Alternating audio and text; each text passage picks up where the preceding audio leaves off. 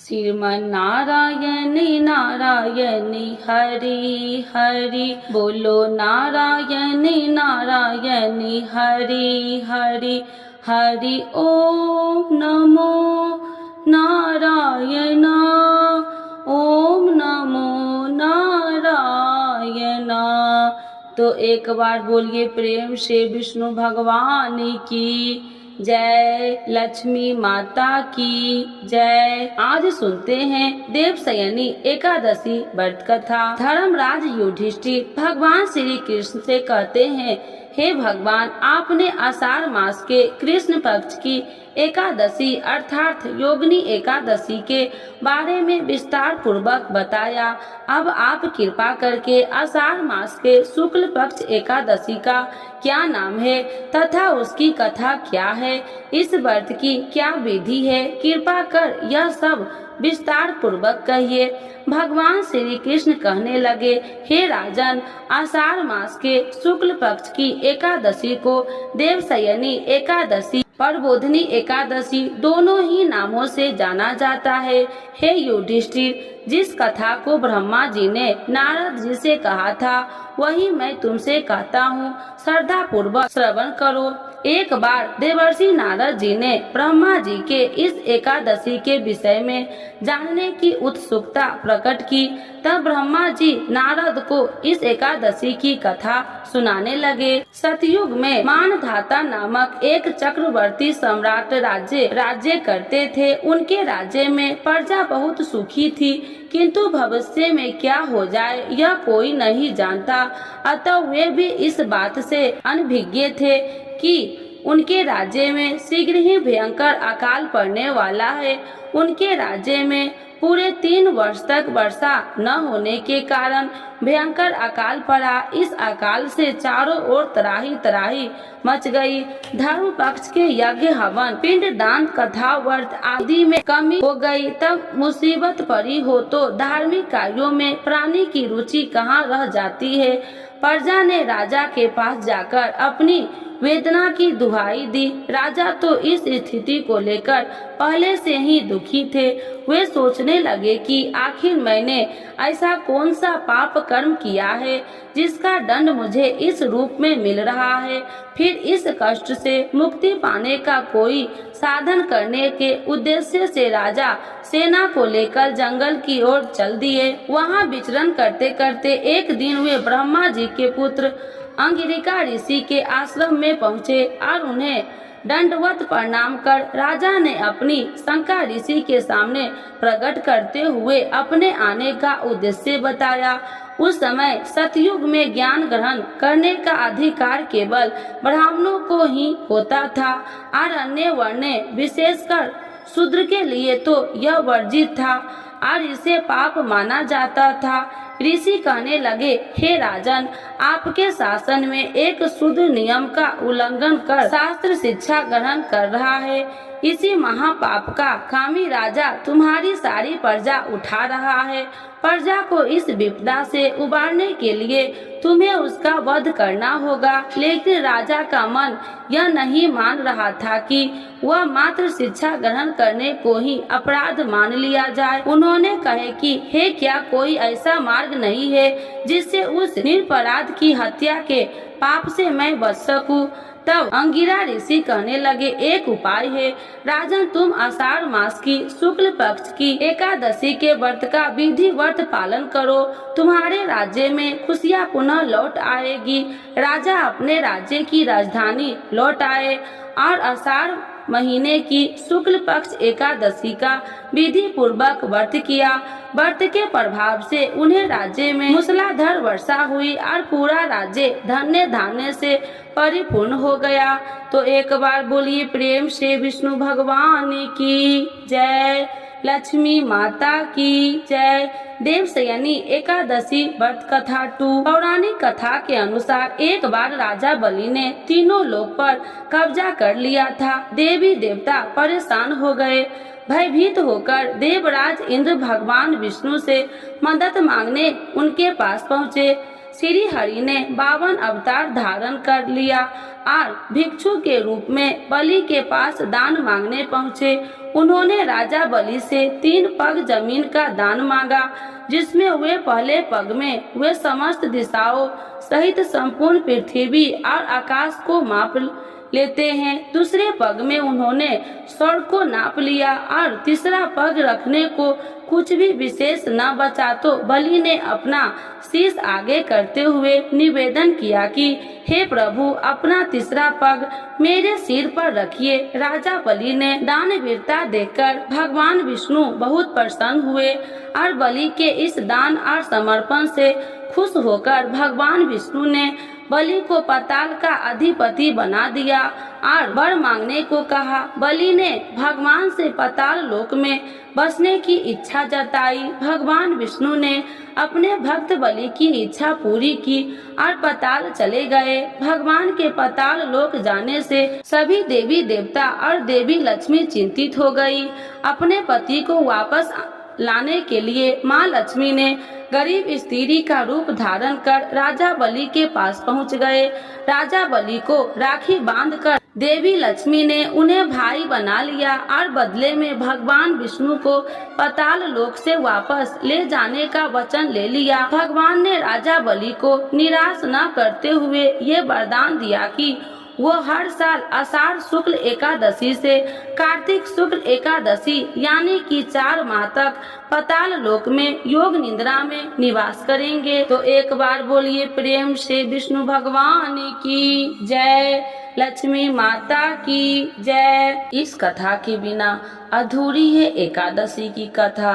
तो सुनते हैं तुलसी माता की कथा।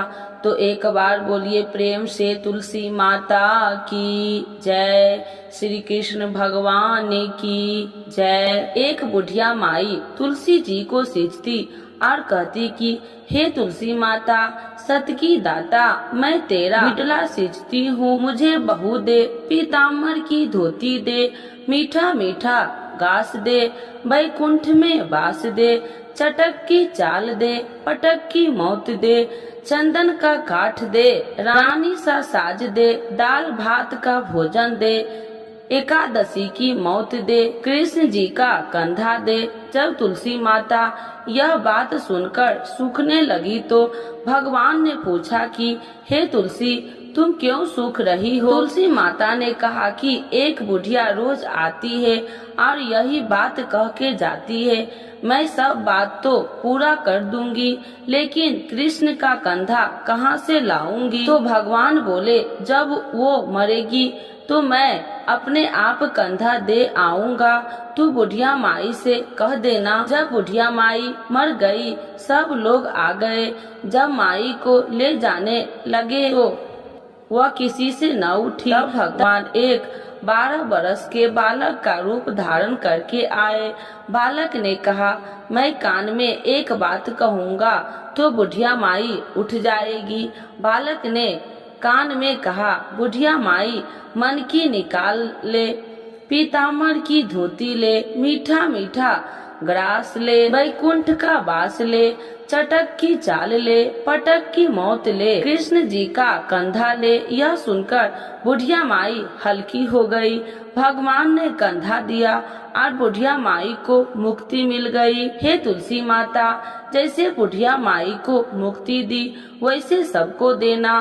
तो एक बार बोलिए प्रेम से तुलसी माता की जय, श्री कृष्ण भगवान की जय। एकादशी के दिन यह कथा जरूर सुने। एक लपसी था, एक तपसी था। तपसी हमेशा भगवान की तपस्या में लीन रहता था। लपसी रोजाना 1.25 सेर की लापसी बनाकर भगवान का भोग लगाकर जीम लेता था। एक दिन दोनों लड़ने लगे। तपसी बोला, मैं रोज भगवान की तपस्या करता हूँ, इसीलिए मैं बड़ा हूँ। लपसी बोला, मैं रोज भगवान को 1.25 सेर लपसी का भोग लगाता हूँ, इसीलिए मैं बड़ा हूँ। नारद जी वहाँ से गुजर रहे थे। दोनों को लड़ता देखकर उनसे पूछा कि तुम क्यों लड़ रहे हो?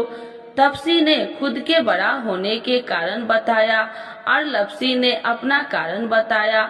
नारद जी बोले, तुम्हारा फैसला मैं कर दूंगा। दूसरे दिन लपसी और तपसी नहाकर अपनी रोज की भक्ति करने आए तो नारद जी ने छुप कर 1.25 करोड़ की एक एक अंगूठी उन दोनों के आगे रख दी। तपसी की नजर जब अंगूठी पर पड़ी तो उसने चुपचाप अंगूठी उठाकर अपने नीचे दबा लिया। लपसी की नजर अंगूठी पर पड़ी लेकिन उसने ध्यान नहीं दिया। भगवान का भोग लगाकर लपसी खाने लगा। नारद जी सामने आए तो दोनों ने पूछा कि कौन बड़ा है, तो नारद जी ने तपसी से खड़ा होने को कहा। वो खड़ा हुआ तो उसने नीचे दबी अंगूठी दिखाई पड़ी। नारद जी ने तपसी से कहा, तपस्या करने के बाद भी तुम्हारी चोरी करने की आदत नहीं गई, इसीलिए लपसी बड़ा है और तुम्हें तुम्हारी तपस्या का कोई फल भी नहीं मिलेगा। तपसी शर्मिंदा होकर माफी मांगने लगा। उसने नारद जी से पूछा, मुझे मेरी तपस्या का फल कैसे मिलेगा? नारद जी ने कहा, यदि कोई गाय और कुत्ते की रोटी नहीं बनाएगा तो फल तुझे मिलेगा। यदि कोई ब्राह्मण को भोजन करवाकर दक्षिणा नहीं देगा तो फल तुझे मिलेगा। यदि कोई साड़ी के साथ ब्लाउज नहीं देगा तो फल तुझे मिलेगा। यदि कोई दिए से दिया जलाएगा तो फल तुझे मिलेगा। यदि कोई सारी कहानी सुने लेकिन तुम्हारी कहानी नहीं सुनेगा तो फल तुझे मिलेगा। उसी दिन से हर व्रत कथा कहानी के साथ लपसी तपसी की कहानी भी सुनी और कही जाती है। तो एक बार बोलिए प्रेम से एकादशी माता की जय। देवशयनी एकादशी का महत्व। आषाढ़ मास के शुक्ल पक्ष की एकादशी को ही देवशयनी एकादशी कहा जाता है। इसी एकादशी से चतुर्मास का आरंभ माना जाता है। आषाढ़ महीने की शुक्ल एकादशी से लेकर कार्तिक महीने की शुक्ल एकादशी तक इसी अवधि में कोई भी शुभ कार्य जैसे विवाह आदि नहीं किया जाता है। इसी दिन से भगवान श्री हरि विष्णु पाताल लोक में शयन करते हैं और फिर 4 माह बाद उन्हें उठाया जाता है। उसी दिन को देवशयनी एकादशी कहा जाता है। इस बीच के अंतराल को ही चतुर्मास कहा गया है। देवशयनी एकादशी को देवशयनी पद्मनाभा शयनी तथा परबोधिनी एकादशी भी कहा जाता है। एकादशी व्रत जब किसी कामना के लिए किया जाता है तो उसे काम में एकादशी व्रत कहते हैं। ऐसे व्रत धन संपत्ति संतान आयु स्वास्थ्य आदि की कामना से किया जाता है। यदि निष्काम भावना से यह व्रत किया जाता है तो उसे नित्य एकादशी व्रत कहा जाता है। इस व्रत में भगवान की भक्ति ही मुख्य होता है। पुराणों की व्याख्यात करने वाले ब्रह्मा जी श्री सूत जी महाराज से एकादशी के महत्व और उनसे संबंधित कथाओं का वर्णन किया है। उनके अनुसार इंद्रियों नियम यानी संयम करना आवश्यक होता है, इसीलिए इसे नियम भी कहते हैं। एकादशी व्रत के नियम पूर्वक बुद्धि निर्मल होने लगती है, विचारों में स्वत गुणों का आगमन होने लगता है, विवेक शक्ति आती है तथा सत असत का निर्णय स्वतः ही होने लगता है। देवशयनी एकादशी पूजन की सामग्री। पूजन सामग्री को व्यवस्थित रूप से पूजन शुरू करने के पूर्व पूजा स्थल पर जमा कर रख ले, जिसमें पूजन में आवश्यकता व्यवधान न हो। यदि इनमें से कुछ सामग्री न जुटा सके तो कोई बात नहीं, जितनी सामग्री सहर्ष जुटा सके उसी से भक्ति भावना से पूजा करे, क्योंकि कहा जाता है कि भगवान भावना से प्रसन्न होते हैं, सामग्री से नहीं। चौकी रोली मोली अक्षत साबुत चावल दीपक शुद्ध देसी घी रुई धूप बत्ती फूल अष्टगंध अगरबत्ती कपूर तुलसी दल जनेऊ जल का कलश प्रसाद के लिए गेहूं के आटे की पंजरी फल दूध मिठाई नारियल पंचामृत सूखे मेवे शक्कर पान में से जो भी हो सवा ले। दक्षिणा, पूजन को शुरू करने से पहले मंडप तैयार कर ले। सबसे पहले पूजा के स्थान को साफ कर ले। अब पूर्व या उत्तर की ओर मुख कर बैठे। पूजा वाले स्थानों को साफ करके चौकी स्थापित करनी चाहिए। चौकी पर शुभ चिन्ह स्वास्तिक बनाए। चौकी पर साफ लाल रंग का कपड़ा बिछाए। अब भगवान श्री गणेश एवं भगवान विष्णु की तस्वीर रखे। श्री कृष्ण या सत्यनारायण की प्रतिमा की भी स्थापना कर सकते हैं। बाईं ओर दीपक रखे और चौकी के सामने पूजन की थाली व जल भरकर कलश रखे। पूजन की थाली में रोली से एक स्वास्तिक बनाते हैं। इस थाली में ही फूल, मिठाई, रोली मोली, सुपारी, पान का पत्ता, चावल, कपूर, धूप, अगरबत्ती, एक दीपक, जल कलश रखे। तो आज जानते हैं देवशयनी एकादशी 2024 देवशयनी एकादशी व्रत कब है, जाने तारीख, महत्व और पौराणिक महत्व। देवशयनी एकादशी पर तिथि का धर्म शास्त्रों में विशेष महत्व है। देवशयनी एकादशी से भगवान विष्णु 4 महीने के लिए योग निद्रा में चले जाते हैं। बता दें कि साल में कुल 24 एकादशियां तिथि आती है। वैसे तो सभी एकादशी तिथियों का अपना एक अलग महत्व है, लेकिन देवशयनी एकादशी को बाकी एकादशियों में सबसे अधिक महत्वपूर्ण माना गया है। देवशयनी एकादशी माता की आरती। ओम जय एकादशी जय एकादशी जय एकादशी माता, विष्णु पूजा व्रत को धारण कर शक्ति मुक्ति पाता। ओम जय एकादशी जय एकादशी जय एकादशी माता, तेरे नाम गिनाऊं देवी भक्ति प्रदान करनी, गण गौरव की देनी माता शास्त्रों में वर्णी। तेरे नाम गिनाऊं देवी भक्ति प्रदान करनी, गण गौरव की देनी माता शास्त्रों में वर्णी। ओम जय एकादशी जय एकादशी जय एकादशी माता, मार्गशीर्ष के कृष्ण पक्ष की उत्पन्ना विश्वतारिणी जन्मी, शुक्ल पक्ष में होए मोक्षदा मुक्तिदाता बन आई। मार्गशीर्ष के कृष्ण पक्ष की उत्पन्ना विश्वतारिणी जन्मी, शुक्ल पक्ष में होए मोक्षदा मुक्तिदाता बन आई। ओम जय एकादशी जय एकादशी जय एकादशी माता, पौष के कृष्ण पक्ष की सफला नामक है, शुक्ल पक्ष में होए पुत्रदा आनंद अधिक रहे। पौष के कृष्ण पक्ष की सफला नामक है, शुक्ल पक्ष में होए पुत्रदा आनंद अधिक रहे। ओम जय एकादशी जय एकादशी जय एकादशी माता, नाम सठ तिला माघ मास में कृष्ण पक्ष आवे, शुक्ल पक्ष में जया कहावे विजय सदा पावे। नाम सठ तिला माघ मास में कृष्ण पक्ष आवे, शुक्ल पक्ष में जया कहावे विजय सदा पावे। ओम जय एकादशी जय एकादशी जय एकादशी माता, विजया फाल्गुन कृष्ण पक्ष में शुक्ला आम्ल की, पाप मोचनी कृष्ण पक्ष में चैत्र महाबली की। विजया फाल्गुन कृष्ण पक्ष में शुक्ला आम्ल की, पाप मोचनी कृष्ण पक्ष में चैत्र महाबली की। ओम जय एकादशी जय एकादशी जय एकादशी माता, चैत्र शुक्ल में नाम कामदा धन देने वाली, नाम बरुथनी कृष्ण पक्ष में वैशाख माह वाली। चैत्र शुक्ल में नाम कामदा धन देने वाली, नाम बरुथनी कृष्ण पक्ष में वैशाख माह वाली। ओम जय एकादशी जय एकादशी जय एकादशी माता, शुक्ल पक्ष में होए मोहिनी अपरा ज्येष्ठ कृष्ण पक्षी, नाम निर्जला सब सुख करनी शुक्ल पक्ष रखी। शुक्ल पक्ष में होए मोहिनी अपरा ज्येष्ठ कृष्ण पक्षी, नाम निर्जला सब सुख करनी शुक्ल पक्ष रखी।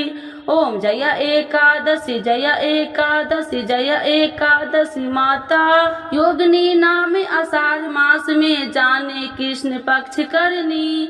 देव शयनी नाम कहावे शुक्ल पक्ष धरनी। योगिनी नाम आषाढ़ मास में जाने कृष्ण पक्ष करनी। देव शयनी नाम कहावे शुक्ल पक्ष धरनी। ओम जय एकादशी जय एकादशी जय एकादशी माता। कामिका श्रावण मास में आवे कृष्ण पक्ष कहिए। श्रावण शुक्ला होए पवित्रता आनंद से रहिए। कामिका श्रावण मास में आवे कृष्ण पक्ष कहिए। श्रावण शुक्ला होए पवित्रता आनंद से रहिए। ओम जय एकादशी जय एकादशी जय एकादशी माता। आजा भाद्रपद कृष्ण पक्ष की परवर्तिनी शुक्ला। इंद्र आसीन कृष्ण पक्ष में व्रत से भव सागर निकला। आजा भाद्रपद कृष्ण पक्ष की परवर्तिनी शुक्ला। इंद्रा आसीन कृष्ण पक्ष में व्रत से भव सागर निकला। ओम जय एकादशी जय एकादशी जय एकादशी माता। पाप कुसाहे शुक्ल पक्ष में आप हरणहारी। रमा मास कार्तिक में आवे सुखदायक भारी। पाप कुसाहे शुक्ल पक्ष में आप हरणहारी। रमा मास कार्तिक में आवे सुखदायक भारी। ओम जय एकादशी जय एकादशी जय एकादशी माता। देवी उठानी शुक्ल पक्ष की दुख नाशक मैया। पावन मास में करू विनती पार करो नैया। देवी उठानी शुक्ल पक्ष की दुख नाशक मैया। पावन मास में करू विनती पार करो नैया। ओम जय एकादशी जय एकादशी जय एकादशी माता। परमा कृष्ण पक्ष में होती जन मंगल करनी। शुक्ल मास में होए पर्दिनी दुखी दरिद्र हरनी। परमा कृष्ण पक्ष में होती जन मंगल करनी। शुक्ल मास में होए पर्दिनी दुखी दरिद्र हरनी। ओम जय एकादशी जय एकादशी जय एकादशी माता। जो कोई आरती एकादशी की भक्ति सहित गावे। जन गुरुदेवता स्वर्ग का वास निश्चय वह पावे। जो कोई आरती एकादशी की भक्ति सहित गावे। जन गुरुदेवता स्वर्ग का वास निश्चय वह पावे। ओम जय एकादशी जय एकादशी जय एकादशी माता। विष्णु पूजा व्रत को धारण कर शक्ति मुक्ति पाता। शक्ति मुक्ति पाता। तो एक बार बोलिए प्रेम से विष्णु भगवान की जय। लक्ष्मी माता की जय। देव शयनी एकादशी माता की जय।